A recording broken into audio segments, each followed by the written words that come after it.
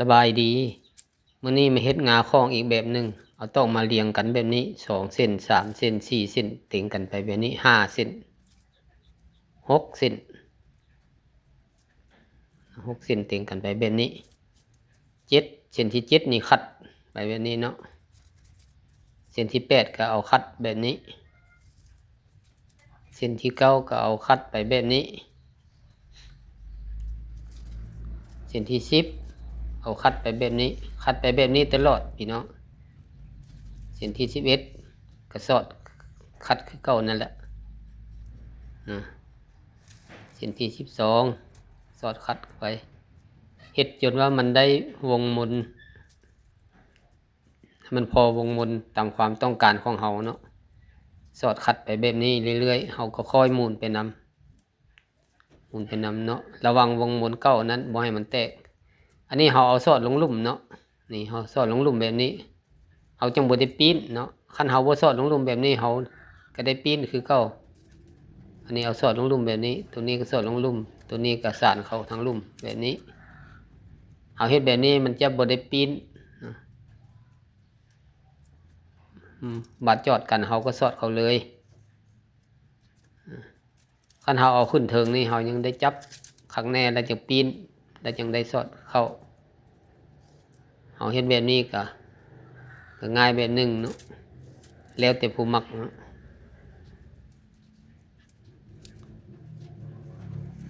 สอดเข้าไปแบบนี้เนาะสอดเข้า2ข้างเลยจนว่าเส้นตอกมันจวบกันเนาะพอกันแบบนี้เฮาก็เอาเส้นมาใส่เนาะเส้นที่1ลงในเส้นที่2ลงในเส้นที่3ลงเส้นที่4เอาลงแบบนี้นี่คัดลงไป5 6จนฮอด6เส้นเนาะเอาลงไปแบบนี้เส้นที่1เส้นที่2ลงไปคันเฮาย้านมันพื้นเฮาเหยียบส้นเนาะขออนุญาตเหยียบส้นไว้เหยียบส้นตอก2ข้างไว้มันก็แน่นมันก็บ่ย้ายอยู่เนาะหลังจากนั้นแล้วเฮาก็จอดกันแล้วเฮาก็สุกวงมนให้เข้าเนาะยูเข้าสุกเข้าเห็นให้มันกระซับเข้าหากันเนาะจัดแปลงยูเข้าแบบนี้เอาจนว่ามันยูบ่เข้าเนาะจังพอดีแล้วเอากงมาใส่เบิ่งนี่เนาะใส่เบิ่งแล้วเฮาก็ยูเข้าจนว่ามันแน่นจนมันแน่นคักแน่แล้วเนาะเอากงมาใส่เบิ่งสำนี้เนาะเห็นว่ามันยังน้อยเนาะวงมนนี่มันน้อยอยู่เขาสามารถตื่มได้เลยพี่น้องเขาเอาออกอีกเขาจับแน่นๆเด้อบาดเอาออกนี่บ่ให้มันเฮได้ออกย้ายออกไปนี่เขาจับมันแน่นสามารถลุดได้ตื่มได้เด้อนี่อันนี้เขาตื่มนี่คันลุดเขาก็เอาออกอันนี้เขาตื่มนี่ตื่มอีก2เส้นเนาะเขาอยากตื่มน้อยตื่มหลายก็แล้วแต่เขาเนาะเขาอยากเอาออกก็ได้อยากตื่มก็ได้แล้วเขาก็สานเข้าวางเก่ามันจอดเข้าบอนเก่ามันแบบนี้คือเขาดึงออกนั่นแหละนี่แล้วเขาก็จัดแปลง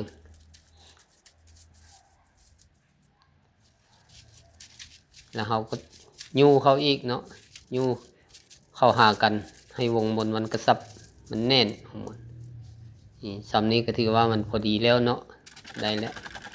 วันนี้เราต้องใส่น้ำให้มันอ่อนเวลาเราจะสอดตอกนี่เราต้องได้ใส่น้ำเพื่อให้ตอกนั้นมันอ่อนเนาะกงวันก็แบบนี้เนาะให้มันหลมเนาะบ่ให้มันคับได้ให้มันหลมป้าคล้องป้าแล้วพอดีมันปรับลงเนาะหลมหลังจากนี้เราก็เอาแต่ละคู่เนาะตอกมันจะเป็นคู่อยู่มันไปกันนะคู่ที่ว่ามันไปกันมันเป็นคู่อยู่เนาะเอาจับกกมันบ่นมันเป็นคู่นั้นเอาก็เอาส้นหนึ่งเข้าแล้วก็เอาส้นที่2เข้าเอาเข้าหูเดียวกันเนาะมันจะเป็นว่างเป็นซ่องของมันอยู่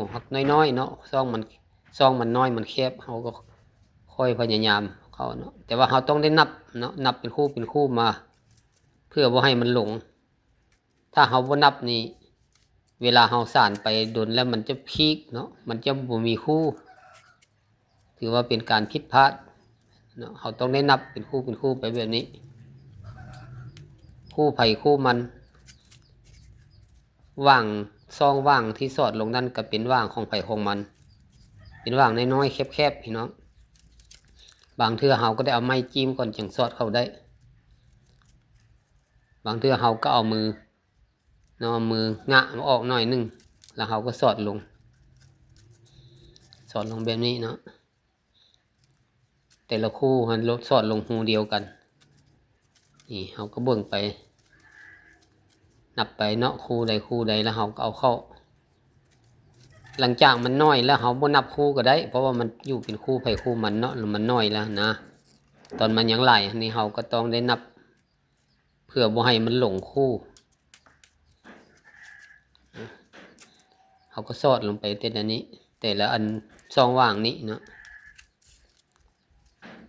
เอาสอดข้างนั่นสอดข้างนี้พี่น้องบ่ได้เอาเรียงลำดับเพราะว่าเฮ็ดให้วงบนนั้นอยู่กลางๆถ้าเฮาสอดเรียงลำดับไปเลยนี่เพื่อครบรอบนั้นมันจะมีบ่อนน้อยบ่อนใหญ่เนาะวงมนท่านมันจะซูดไปอยู่ข้างใดข้างหนึ่งวงมนนั้นจะบ่อยู่ตรงกลางฉะนั้นเฮาต้องเอาฟากนั้นฟากนี้เอาข้างกงกันข้ามกันเข้า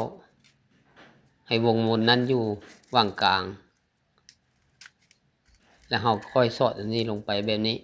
นะนี่ใกล้จะสำเร็จแล้วพี่น้องอีกช่องว่างมันจะเป็นช่องว่างแคบๆนะเอาไม้จิ้มตามก้อนจิ้มนำก้อนก็ได้เนาะนี่สอดบ่ถึกมองบ่ได้พี่น้องต้องสอดให้มันถึกมองมันถึกว่างของมัน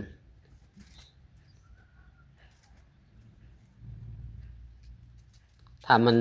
บ่เข้าเราก็ได้พับส้นตอกมันหน่อยนึงแล้วเราจึงจิ้มลงไปสอดลงไปหลังจากนี้เราก็ดัดแปลงดึง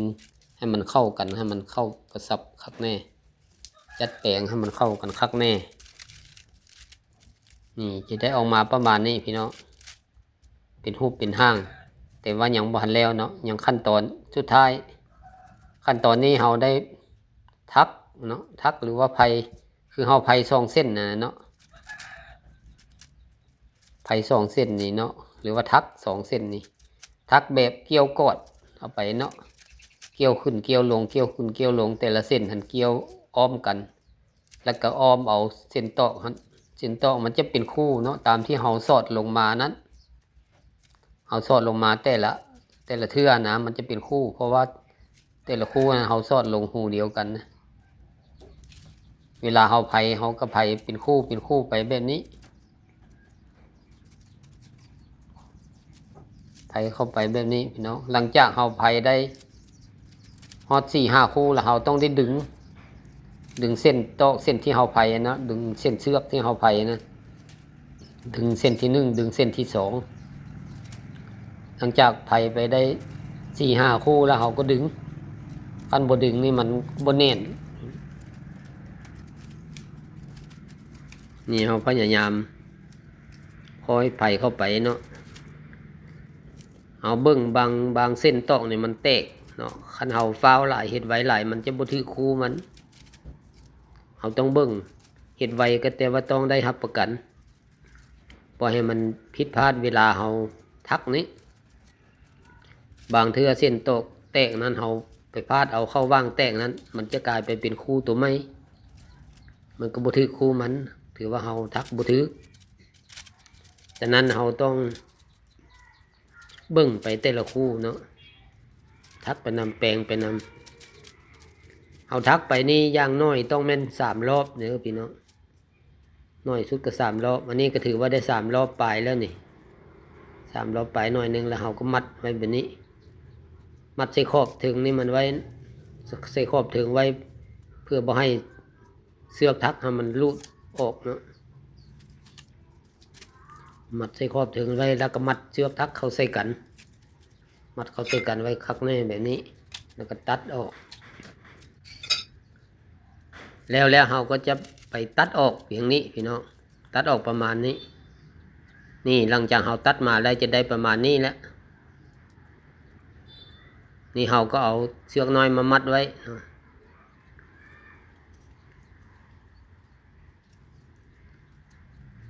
เวลาเราดึงเวลาเราไขมันก็ง่าย งาแบบนี้ไขง่ายอยู่แล้วเนาะพี่น้องบ่มีเชือกมัดก็ไขง่ายเพราะว่ามันมีบ่อนจับดึงออกนี่เนาะไขง่ายอัดให้มันแน่นหน่อยนึงเนาะยันลงนี่ก็ไขอันนี้เป็นทักงาของสำเร็จแล้วพี่น้อง